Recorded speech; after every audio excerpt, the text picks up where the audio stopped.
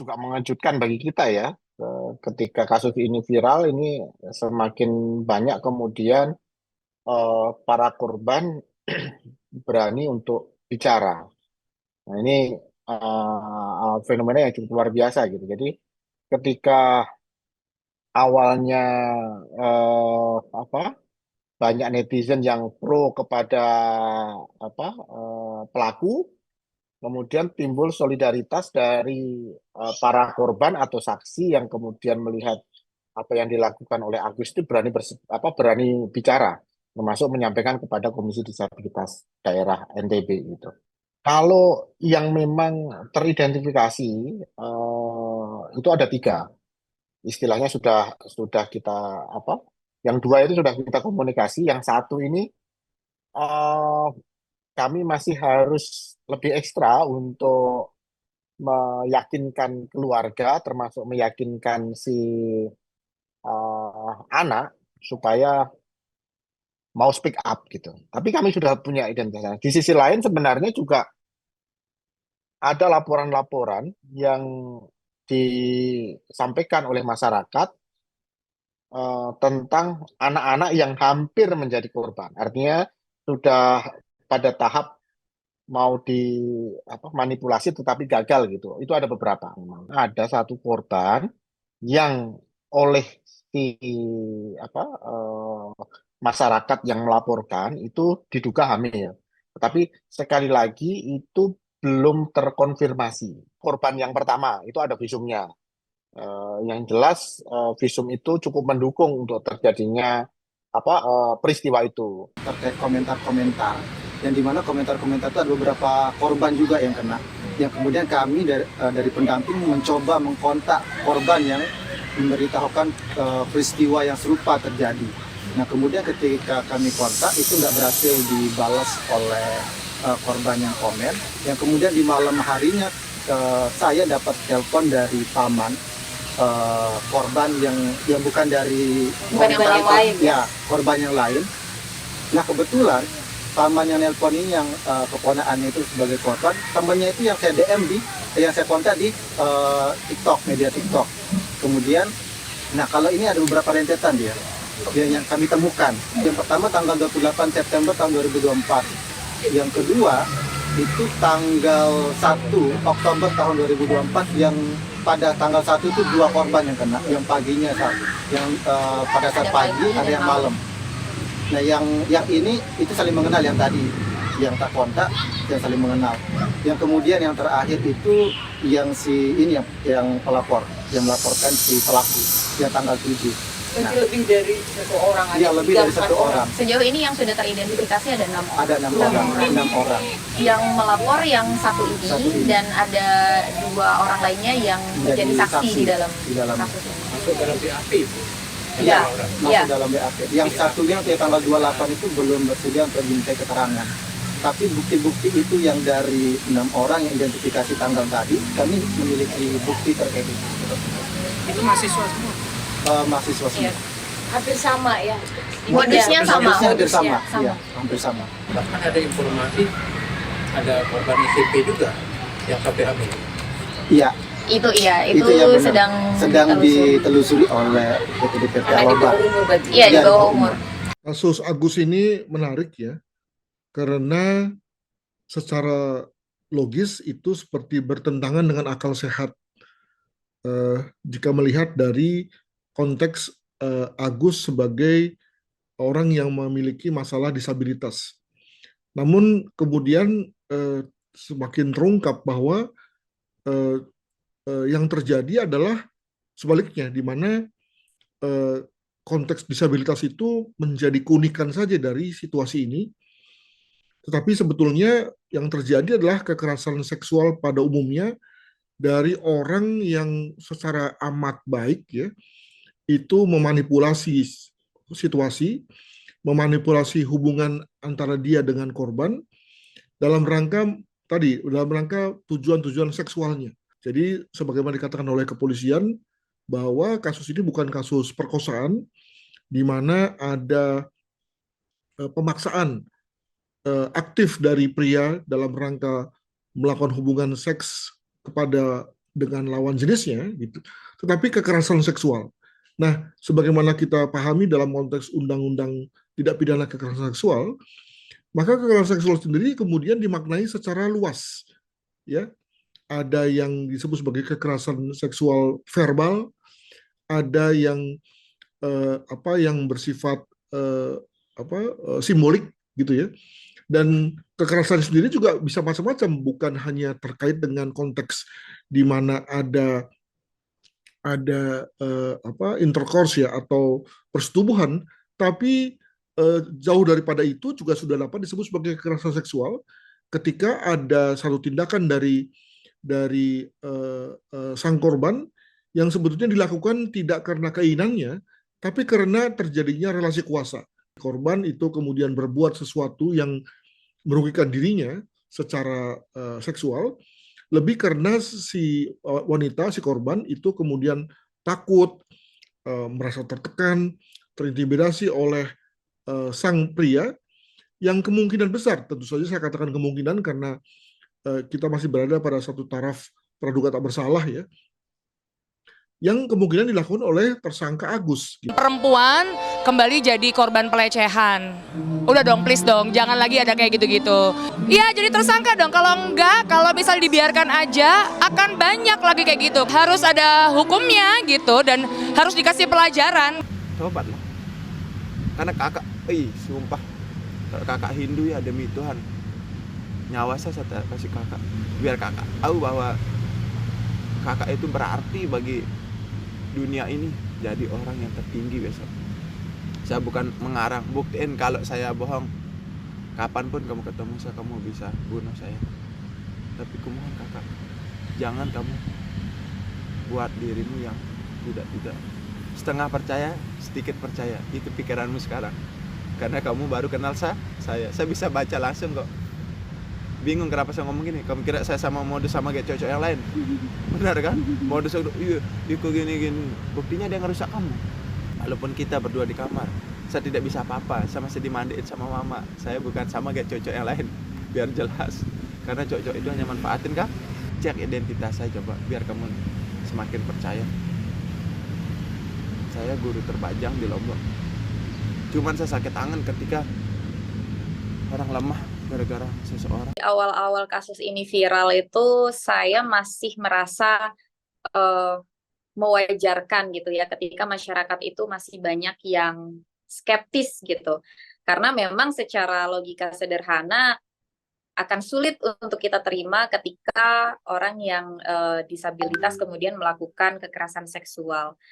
Tapi kemudian seharusnya skeptisnya masyarakat itu saya rasa menjadi alat kontrol gitu bagi mereka untuk bagaimana mengawal proses hukum ini berjalan sehingga bisa membuktikan siapa yang benar, siapa yang salah. Skeptis mereka itu justru ada di level yang sampai menihilkan kemungkinan itu gitu, dan juga sampai menyerang korban dengan komentar-komentar yang sangat seksis dan juga misoginis. Itu yang saya sayangkan.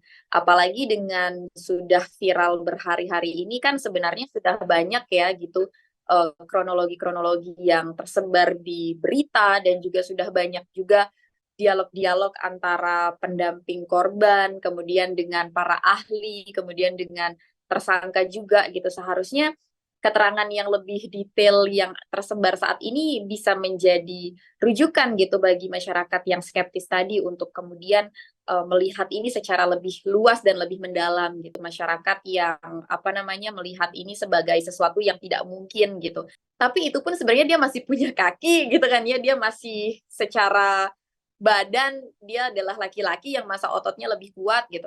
Tapi memang tidak diperkosaan juga memang, tapi dia di pelecehan seksual fisik. Ini tahunnya Agus ya menurut gua. Tahunnya Gus. Ya. Tahunnya Gus, pokoknya Gus, banyak yang Gus.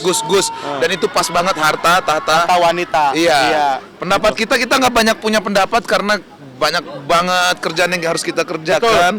Ya. Tapi yang menurut gua pasti kita yakin lah, kan itu juga udah ada dari keterangan dari kepolisian, udah ada keterangan dari ahli. Iya, betul. Ya, kita serahkan aja ke mereka. Kalau kita serahkan ke mereka. Kalau kita cuma menghibur dan menonton. Semoga tidak ada lagi yang begitu-begitu. Pasti ada hukuman yang setimpal lah pasti. Iya, pasti. Ada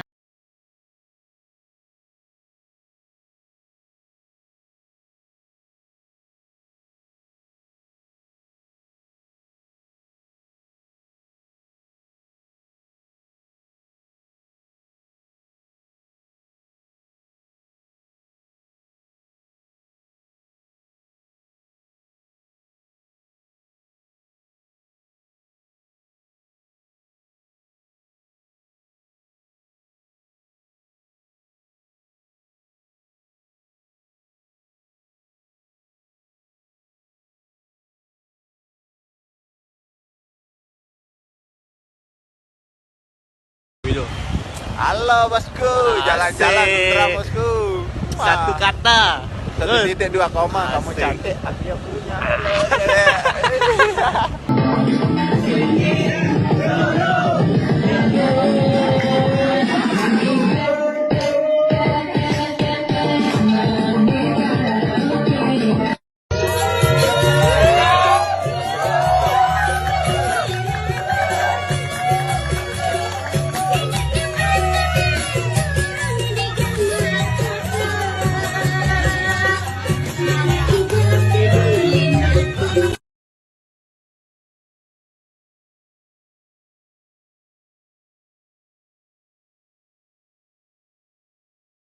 Kita tidak bisa kemudian serta-merta menihilkan bahwa mereka punya upaya, apalagi kalau kita lihat dari pelaku sendiri sebenarnya adalah orang yang produktif dalam kesehariannya. Dia bukan orang yang kemudian benar-benar kesulitan terkapar di kasur dan lain sebagainya. Jadi kalau kita lihat kesehariannya, dia adalah mahasiswa, dia bisa bepergian kuliah, dia bisa bersama teman-teman dan lain sebagainya. Jadi artinya keterbatasannya itu kemudian tidak serta-merta menihilkan peluang itu terjadi. Jadi fenomena sekarang mulai banyak Agus nih. Nih ada lagi satu namanya Agus Buntung kita sebut. Padahal nama aslinya mungkin nama Bali lah kira-kira gitu. Terkait dengan banyaknya korban. Saya melihat itu diawali dengan satu korban yang melapor. Ini bagus, kenapa? Karena Indonesia adalah restat negara hukum. Dan lagi-lagi delik pidana pencabulan dan kekerasan seksual itu adalah delik aduan. Makanya pada saat diadukan, itulah kunci dari polisi bertindak. Dengan polisi bertindak, itu goalnya satu, supaya tidak ada korban-korban lain. Korban lain berarti perempuan. Karena apa? Ini masih menjadi fenomena dan dilematis. Karena Agus Buntung mengatakan bahwa bagaimana orang yang tidak memiliki tangan itu bisa melakukan tindak pidana kekerasan seksual. Itu pembelaannya pasti di sana. Korban pada saat melakukan LP, laporan polisi, baik ke Polda ataupun Polres, itu harus berkata sejujurnya. Bisa jadi Agus tidak sendirian, tapi bisa jadi sendirian juga gitu loh. Karena bagaimanapun namanya hasrat seksual yang dibalut dengan nafsu, itu pasti akan mendapatkan cara sebenarnya. Orang yang sudah memiliki passion atau nafsu hasrat sebesar itu, pasti punya cara-cara, dan polisi tahu cara menyidik seseorang bahwa orang tersebut bohong atau tidak. Apalagi didukung oleh kesaksian dari korban bahwa pelaku melakukan ini sendiri atau ada komplotan. Makanya perlunya fairness, perlunya keterbukaan, perlunya kejujuran. Katanya dia nggak punya tangan gitu kan, berarti kan dia cuma punya kaki gitu kan, tapi dia bisa bawa motor. Dan bisa membawa orang itu ke universitas satu tempat itu gitu ya aku nggak tahu sih, maksudnya agak bingung juga sih nanggepinnya karena orang disabilitas itu sangat jarang banget melakukan. Iya, benar-benar nggak habis pikir karena memang orang-orang disabilitas itu kan jarang banget mungkin untuk memikirkan hal-hal seperti itu ya gitu ya, kecuali memang dia rata-rata kan orang-orang disabilitas itu pasti merasa dirinya bahwa dia punya kekurangan, dia merasa berbeda sama manusia-manusia lain gitu kan, sehingga biasanya mencetaknya itu prestasi. Saksi-saksi kan cukup banyak, baik saksi korban, kemudian saksi yang melihat korban dibawa ke homestay itu, artinya penjaga homestay juga menjadi saksi. Di sisi lain juga ada saksi dari korban yang juga mengalami hal yang serupa, tapi berdiri sendiri gitu ya, diajak. Jadi diajak bahwa dia bisa sembuh kalau dimandikan gitu loh, lewat mandi suci itu. Nah ini kan konsepnya berbeda sebenarnya. Ya trik-trik seperti kasus-kasus mungkin ya kayak dukun cabul lah kira-kira begitu ya, yang biasanya ada kasusnya dimandiin kira-kira begitu.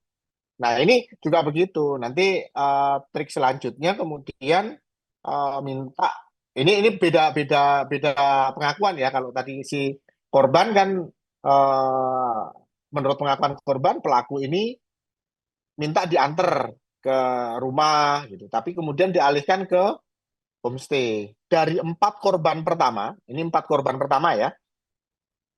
Korban yang melapor itu kejadiannya tanggal 7 Oktober. Korban kedua kejadiannya 1 Oktober pagi. Korban ketiga 1 Oktober malam. Korban keempat 28 September. Memang menarik mengenai kemampuan Sang Agus ya membawa korbannya itu ke rumah singgah atau ke motel begitu. Lalu kemudian bagaimana dia mengestablish relasi kuasa sedemikian rupa sehingga kemudian korban mau. Tentu kita perlu juga melihat pada konteks hubungan antara si korban dengan Agus ya, yang konon katanya adalah teman, adik dan adik kelas dan berbagai hubungan yang lain, yang kemudian secara pada akhirnya kemudian masing-masing bisa diajak untuk pergi. Tentu bisa kita bayangkan bahwa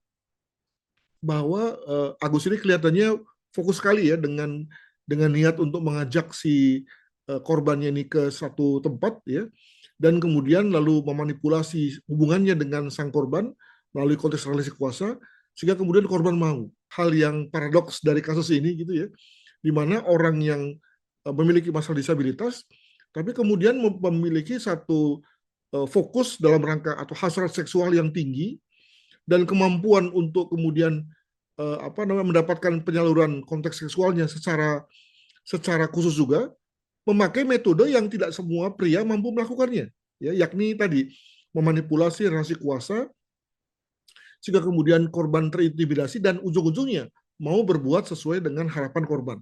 Jadi saya kira justru dalam hal ini Saudara Agus itu memiliki satu intelektualitas yang luar biasa ini ya, yang mampu kemudian menundukkan wanita ya, tentu dengan cara yang salah ya dan dengan tujuan yang salah. Saya belum bisa memberikan dugaan karena belum ada kepastian hukum, jadi otomatis saya nggak bisa memberikan pendapat terlalu banyak.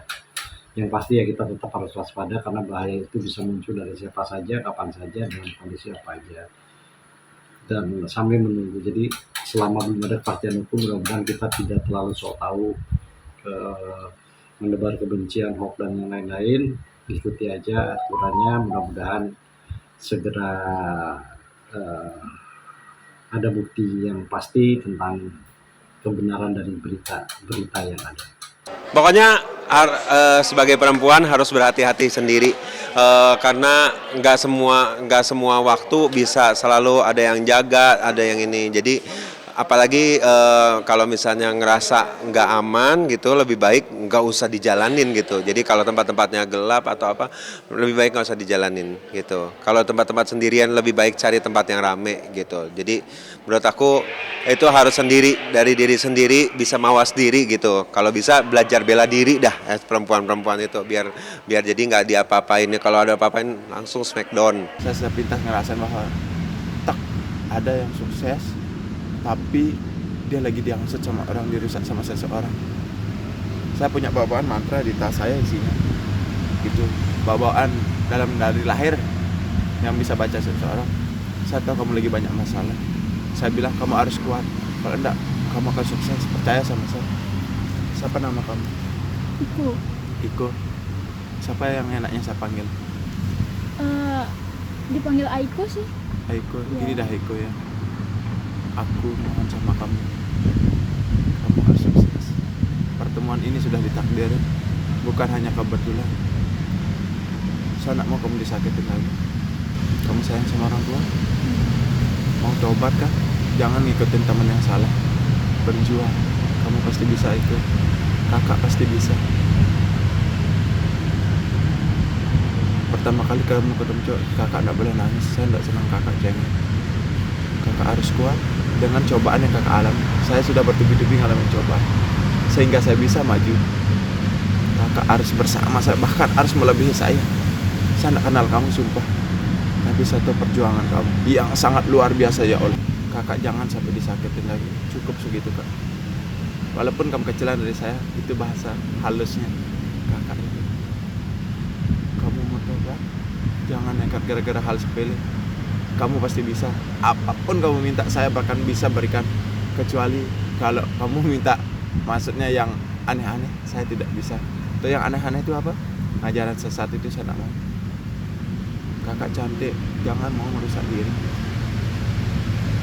Saya percaya kakak bisa kan? Punya ilmu kan? Kakak tidak perlu insecure. Buktiin bahwa kakak itu bisa. 6 tahun saya nyari kamu. Tanpa saya sadarin kemana saya nyari orang yang bisa mengerti, tidak saya tahu di mana. Entah hati saya kenapa jatuh di sini deh. Saya tidak senang orang lemah. Lap air mata itu. Luntur pupurannya. Nanti kayak apa mau ke kampus. Kakak bersihin dirinya. Sampai kakak mau sholat pasti tidak bisa sholat. Karena ada ganjalan. Kakak kan perjuangan kakak tuh. Ya Allah. Hanya hidup sendiri dan berjuang sendiri. Benar tak? Nekat gara-gara hal sepele. Kakak mau nekat lagi? Bisa enggak aku minta jangan nekat? Se-Indonesia saja juga dipengaruhi oleh pelaku, apalagi hanya satu orang. Triksnya ini berdasarkan pengakuan para korban ya. Jadi saya lihat dari pengakuan dari para korban. Pertama pasti dimulai dari perkenalan, memperkenalkan diri dia sebagai seorang disabilitas begitu kan. Kemudian dari perkenalan itu dia berusaha untuk meyakinkan korban dulu bahwa bahwa pelaku ini orang yang bisa membantu korban. Nah, karena dia melakukan profiling dulu ya Mbak ya, pertamanya ya. Jadi korban itu pasti udah di profiling dulu. Jadi kalau ada perempuan muda lagi nongkrong sendirian itu mungkin itu sudah diduga sedang galau gitu ya kira-kira, sehingga secara emosional mungkin bisa dipengaruhi gitu. Mungkin ya, ini saya tidak tahu. Tetapi karena korban-korban itu ditemukan kira-kira dalam kondisi sedang sendirian nongkrong di taman. Digali lagi itu informasi tentang si korban itu dari situ gitu loh. Nah akhirnya mungkin dilihat dari respon mimik wajah, umpamanya raut mukanya kan bisa ketahuan ini. Sebenarnya dia bisa memahami itu bahwa ini benar, bahwa dia ada masalah dan masalahnya itu umpamanya. Nah, itu kemudian pelaku melakukan proses selanjutnya yaitu meyakinkan korban bahwa dia bisa membantu. Kekerasan seksual kan tidak melulu dengan menggunakan tangan. Kekerasan seksual bisa secara verbal, umpamanya bisa menggunakan kata-kata. Nah, secara fisik, mohon maaf, ya seluruh anggota badan bisa melakukan kekerasan seksual kan? Artinya kalau umpamanya dalam bentuk pelecehan atau perbuatan cabul, mungkin bisa menggunakan kaki atau menggunakan anggota tubuh yang lain. Dari si pelaku mengatakan bahwa si korban ini perlu disucikan kembali dari masalah-masalahnya, dari masa lalu dan lain sebagainya, dan mandi bersih lah begitu. Dan caranya adalah dengan ikut dengan si pelaku ke homestay itu. Sebenarnya dari korban sendiri sempat ada perlawanan yang mengatakan bahwa saya nggak perlu membersihkan dosa saya sama kamu gitu. Saya bertaubat sendiri gitu. Tapi karena ada ancaman itu yang membawa orang tua, mungkin di situ akhirnya jadi semakin melemah. Dan di situlah korban akhirnya kayak mengikuti apa yang kemauan dari pelaku. Korban itu sedang dalam kondisi psikologis juga yang tidak baik-baik saja, dalam arti korban kan sebelum dikulik soal pribadinya, soal masalah-masalahnya dia yang lebih pribadi, itu kan korban sempat dibuat nangis ketakutan sama si tersangka. Di saat tersangka meminta korban untuk menoleh ke arah utara, di mana di arah utara itu ada sepasang laki-laki dan perempuan yang melakukan adegan dewasa lah begitu ya, yang membuat korban itu terkejutnya tuh sampai yang nangis ketakutan. Artinya kan sebenarnya secara kondisi itu aja tuh dia sudah yang kayak nggak bagus gitu ya, karena kondisinya lagi menangis, ketakutan, dan lain sebagainya. Dan itu kan kemudian dimanfaatkan oleh tersangka. Untuk apa? Untuk kemudian menggali persoalan-persoalan pribadi si korban, termasuk masalah-masalah hidupnya dia, termasuk masalah-masalah masa lalunya si korban. Begitu yang kemudian dimanfaatkan oleh pelaku untuk mengatakan bahwa sekarang kamu sudah terikat sama saya. Saya sudah tahu seluk-beluk dan kehidupan kamu dan masa lalu kamu dan masalahmu. Kamu udah nggak bisa kemana-mana lagi. Gitu. Jadi kan korban udah merasa, jadi ya bagaimana kita ada di situ lagi posisinya lagi terguncang, ya kita akan sulit kemudian untuk tidak percaya dengan hal itu. Dan akhirnya kemudian si pelaku ini bilang ke korban, kamu itu harus mandi suci, mandi bersih, untuk membersihkan diri kamu dari dosa-dosa masa lalu, dari masalah-masalah kamu. Di situ sebenarnya sudah ada perlawanan dari si korban. Jadi korban nggak serta-merta menuruti. Jadi korban bilang, saya nggak mau karena saya sedang berpuasa. Dan urusan taubat itu adalah urusan saya sendiri, saya bisa taubat sendiri, saya nggak mau mandi suci sama kamu, gitu. Tapi kemudian ketika korban menolak, ancaman itu muncul dari pihak pelaku. Apa yang dikatakan? Kalau misalnya kamu tidak menuruti keinginan saya, tidak menuruti permintaan saya, maka saya akan bongkar masalah-masalah kamu ini ke orang tua kamu. Untuk pemerintahan di Indonesia harus kejadian-kejadian seperti itu, apalagi kalau buat laporan polisi harus segera benar-benar ditindak yang seadil-adilnya. Di sini luar biasa, ada korban yang melaporkan terjadinya tindak pidana kekerasan seksual ini, buka terus. Dan polisi dalam hal ini Subdit Renakta, di atasnya ada Direktorat Kriminal Umum, itu harus segera memproses. Karena bisa jadi korbannya mungkin banyak juga, namun mereka tidak mau melaporkan.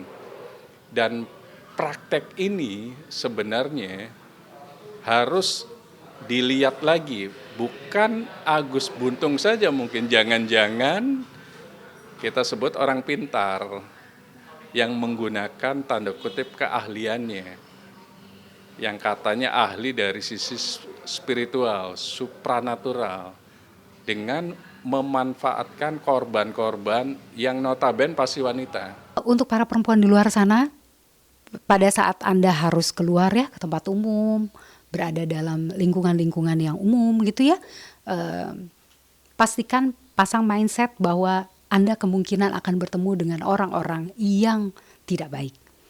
Akan bertemu dengan orang-orang yang juga memiliki kelainan gitu ya, perilaku gangguan seksual gitu. Persiapkan diri, boleh untuk belajar bagaimana sih caranya untuk mengatasi pelaku-pelaku pelecehan tersebut gitu. Harus seperti apa. Tapi yang pasti tunjukkan sikap, ekspresi, perlawanan, keberanian, ketegasan. Hindari sikap-sikap yang terkesan takut atau lemah di hadapan orang-orang tersebut, karena itu akan menjadikan Anda semakin terlihat menjadi sasaran empuk untuk dijadikan korban.